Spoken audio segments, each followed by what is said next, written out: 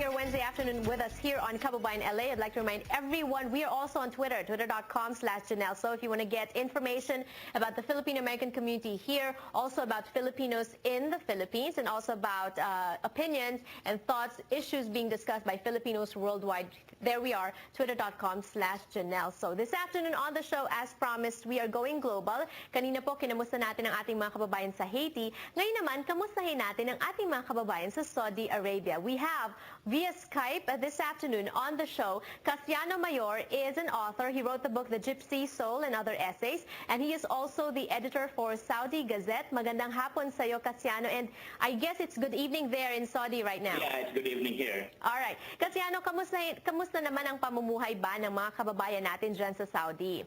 Well, okay naman. Much better than the Philippines. The reason why we live in the Philippines, it's greener pasture here. So, okay naman ang life. It depends on how much you earn, on how much you, or your family is here. In my case, ano ang mga trabaho ng mga kababayan natin dyan sa Saudi? Iba-iba. There are engineers, there are architects, and there are service crews like restaurants and construction workers, maids. Yeah, it's always present maids. Alam mo, dito sa Amerika, sa Filipino-American community, usually magkakasama yung mga magpapamilya kasi nakakapag-petition sila and they are able to live here permanently. Ano ba ang estado ng mga kababayan natin sa Saudi? Ganon din ba o hindi pwedeng kasama yung families? No, dito, my family is with me. Depende sa income yon. Pagka your income is, may bracket sila, I think 4,000 reals, which is about, ang exchange rate is 3.77 to the dollar. So kung ang income mo medyo okay, you can bring your family here. And mas maganda kasi kung may family kasi ang hirap ng you're living away from the family, mahirap yon. So the tendency is to bring the family here pag medyo professional ka, so you can bring your family and we live here together. So there are schools. There are schools here, so ang mga bata nakapag-aral naman ng Philippine schools.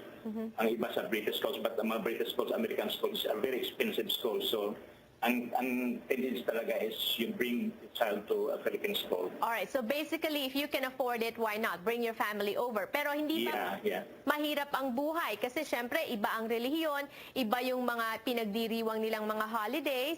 Yeah, that's it. Yeah.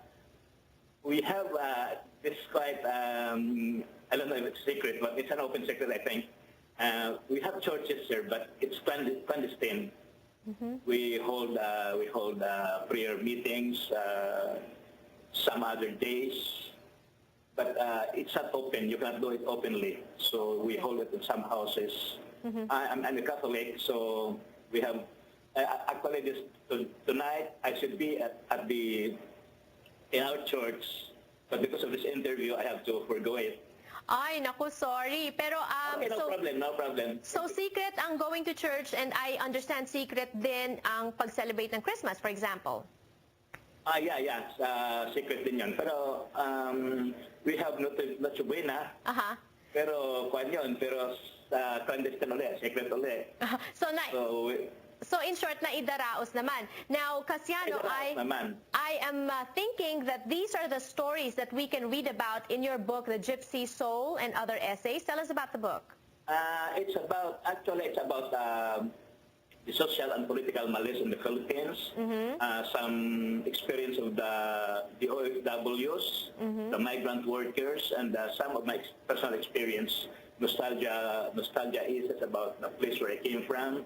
That's the Romblon. I grew up in Romblon. I was born in Bacolod City, but I grew up in Romblon. I spent my adolescence there.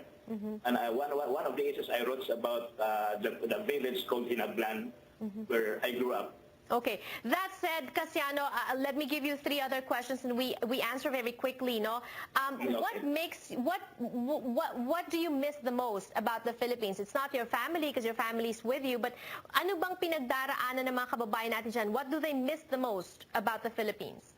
I think it's pork. You don't have pork here. The pork. Ano naman ang ang pinakamasarap na aspeto ng buhay ng OFW sa Saudi Arabia? Ang masarap niya kasi you earn greater than in the Philippines.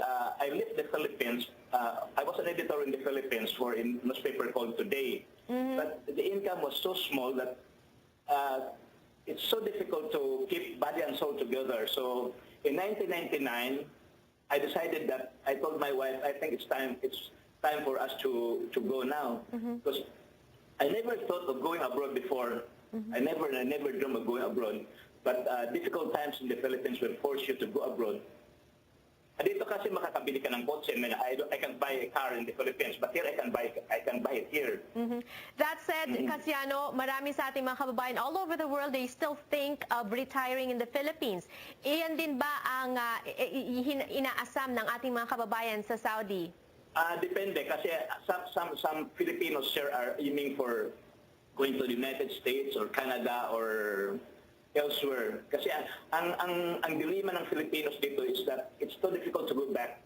Mahirap bumalik ulit. I mean, you're used to living this way na medyo maganda yung buhay mo rito, and you go back there na napakahirap. Mukhang hindi siya. So the tendency is to migrate to other countries. Marami akong friends na gusto magpa-States, gusto magpa-Canada. And my family wants to go to New Zealand, kaya lang medyo na discouraged.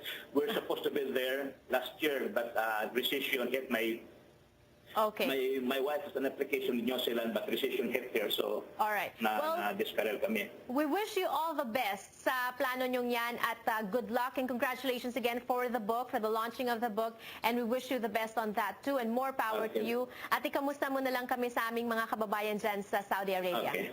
Okay, thank you so much, Joe. Alright, maraming salamat, Casiano Mayor, ang ating pong kababayan sa Saudi Arabia, and hopefully we make this a regular thing on the show na kinakamusta natin sila dyan sa Middle East. Magbabalik ko po ang Kababayan LA. Don't go away.